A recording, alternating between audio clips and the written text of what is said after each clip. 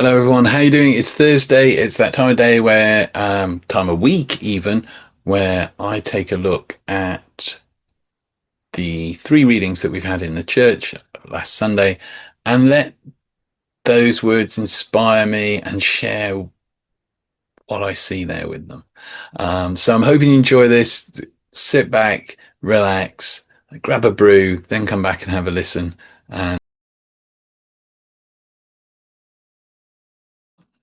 so when you strip away the noise of religion and empire, what remains is a voice older than churches, older than councils, older than dogma and division. It's the voice of the way itself, carried in tide and season, whispered in stones, echoed in the ruins. It says, do not fear. You are known, you are named, you already belong. That is the beginning. Not fear, not striving, not proving, but belonging. Before you performed, before you failed, before you even knew what to call the great mystery, you were already held. And yet, the same voice names our condition with a kind of fierce honesty. Eyes wide open, yet we do not see. Ears unstopped, yet we do not hear. We stumble through life half asleep. We distract ourselves with noise, with ladders, with labels. But blindness does not stop the dawn from coming. Deafness does not halt the river. The current flows anyway.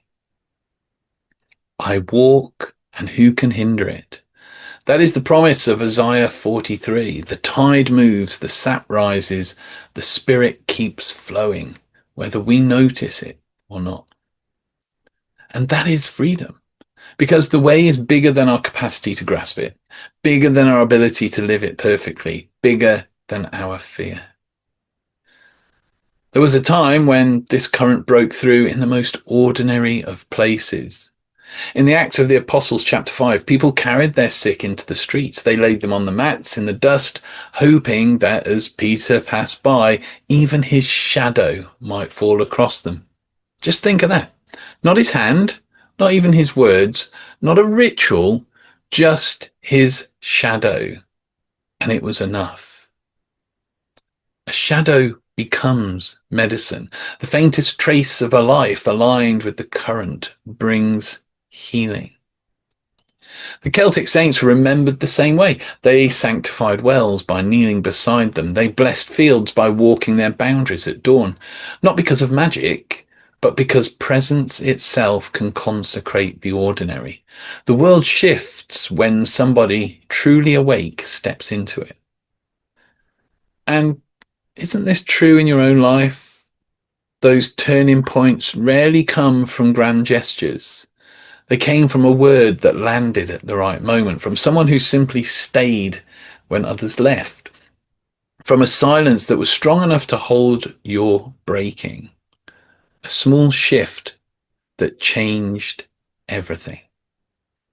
This is how spirit works. In shadows, in whispers, in the unnoticed. So do not despise your smallness. We're all just like this, really, equally so. Your presence alone is enough.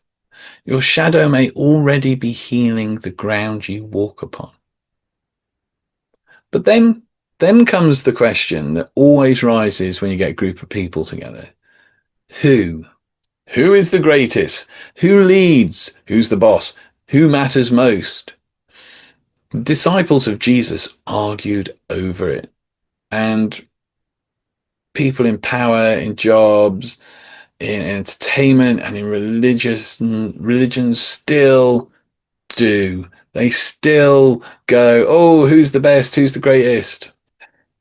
The world has always answered the same way.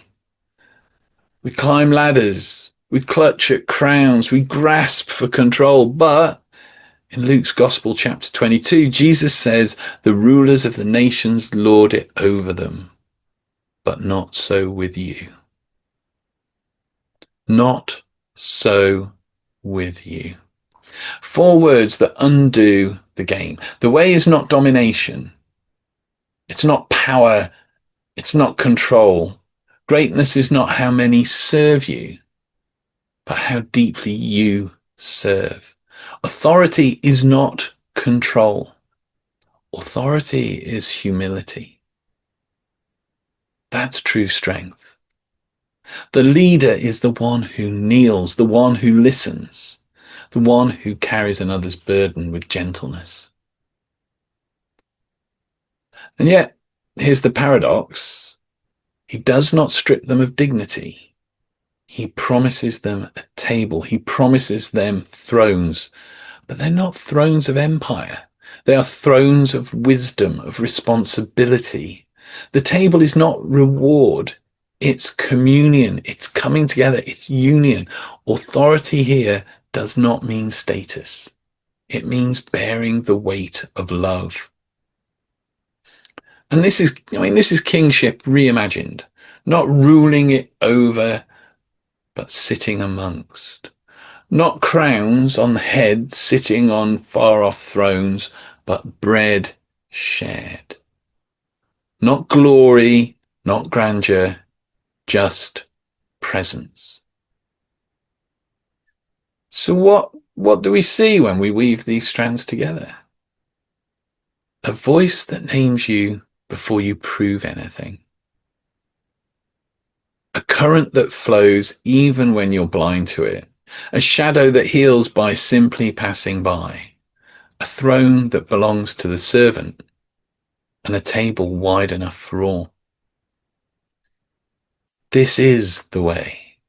Bigger than the walls of a church, older than creeds, present in ancient stone circles, abbey ruins, forest glades, village streets, high streets, city centres, the presence of Christ, the divine, of presence of God and the Spirit cannot be contained by institution.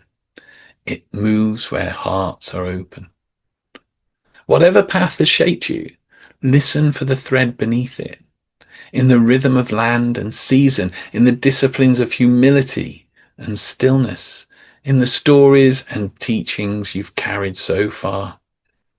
Hear how they all lean towards this deeper current. And if you stand as a seeker, unsure of any tradition, listen too, for the voice has always been calling, even before you had a name for it. So what is the invitation for us, standing here together? It's to remember that your starting point is belonging, not fear. It's to trust that the current moves, whether you fight it or flow with it. It is to let your presence bless the ground beneath you. It is to find dignity, not in climbing, but in kneeling. It is to sit at the table where all are fed. The way of Jesus is not a system.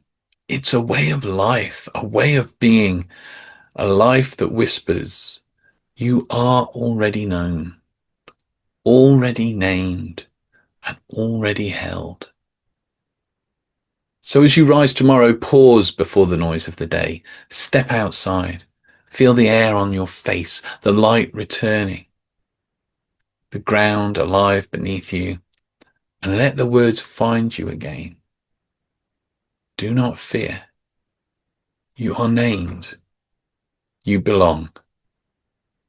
And carry that as a hidden ember. Let it soften your voice. Let it shape the way you walk. Let it turn your shadow into shelter. And when the urge to grasp for more rises up, smile and remember, not so with you. Because the work is already unfolding. The current has you. You can't step out of it. That's like a fish trying to step out of water.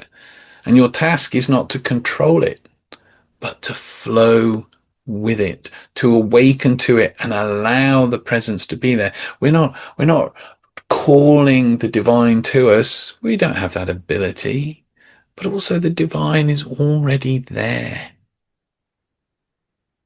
Our role is to flow with it, to open up to that presence in our lives until even our ordinary presence becomes enough to bless. I hope you've enjoyed that today. I hope some of that resonates with you, even challenges you. Much love, many blessings. I'll see you again soon. Take care. Bye bye.